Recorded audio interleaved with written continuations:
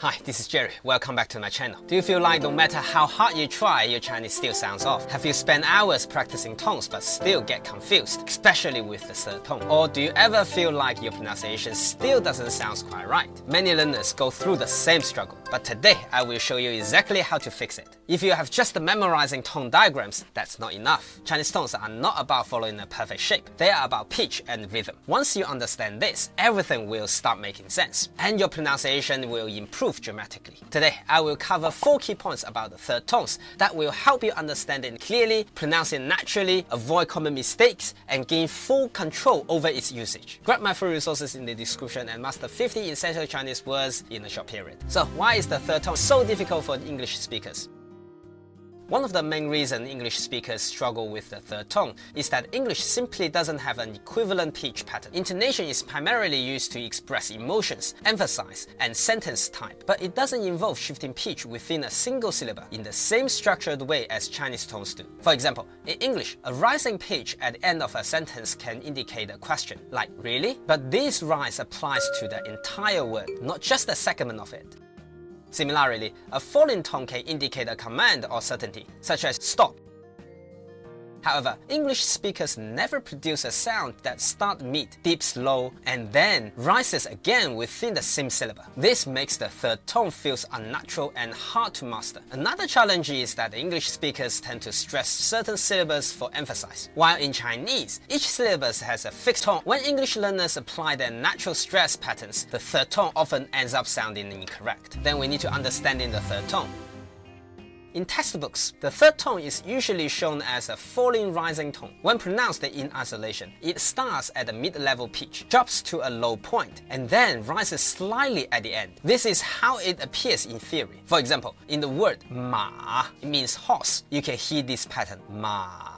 However, in natural speech, the third tone rarely follows the completely tonal pattern. It's usually pronounced as a low and flat tone. Instead of clearly rising at the end, the pitch stays low. This is known as the half third tone. Native speakers prefer this version because it allows a smoother and faster speech than the role of glottal stop in the third tone pronunciation.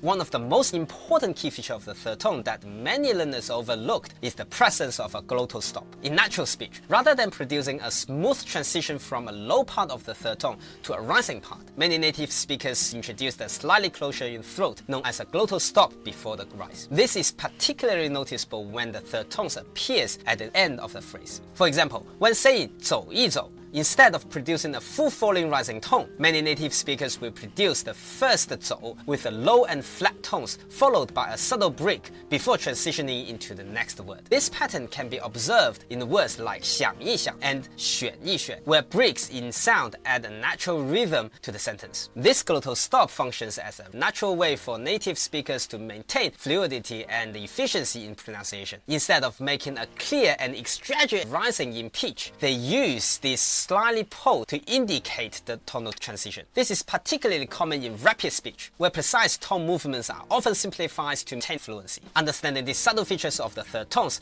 can help learners develop a more authentic pronunciation and avoid sounding overly rigid. Practicing phrases with this in mind can significantly improve your spoken Chinese. Then how the third tone changes in context.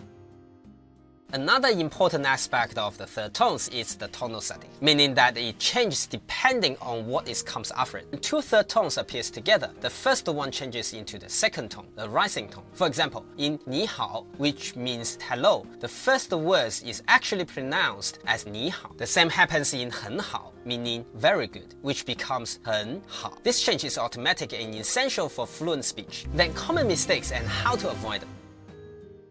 A common mistake learners make is overemphasizing the rising part of the third tone. In fluent speech, the third tone is usually just a low tone. Trying to force the full rising in every situation makes speech sounds unnatural and awkward. Another mistake is ignoring the change rules. If you say 你好 as 你好 instead of 你好, native speakers will immediately notice something sounds off. Learning when to apply tone subtlety is the key, sounding more natural. Some practice tips for mastering the third tone.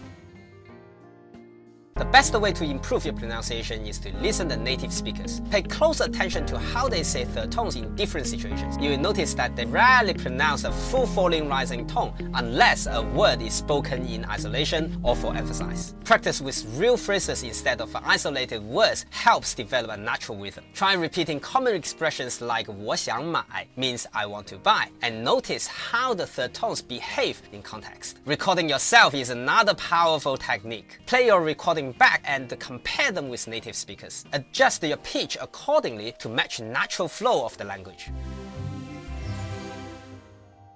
So, the third tone is unique because it doesn't always behave the way it appears in textbooks. Instead of falling and rising, it's often just a low tone. When two third tones appear together, the first changes into a rising tone, making speech sound smoother and more natural. English speakers found this difficult because English doesn't have an equivalent pitch pattern, making it feel unfamiliar. However, by practicing real-life phrases and paying attention to native speakers, you can master third tones effortlessly. So, that's all for today. If you like this video, please click the like button and subscribe to the channel. And I will see you next video. Bye.